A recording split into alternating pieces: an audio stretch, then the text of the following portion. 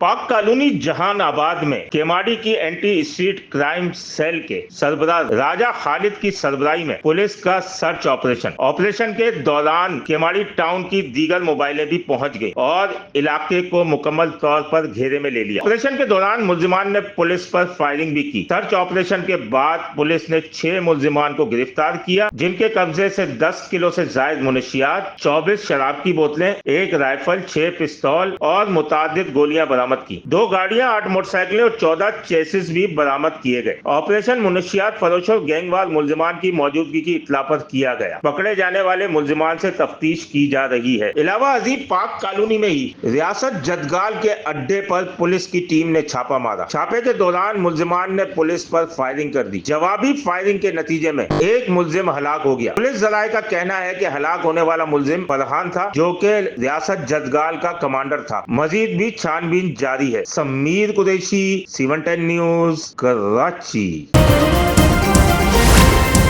C110 news, खबर की असल खबर।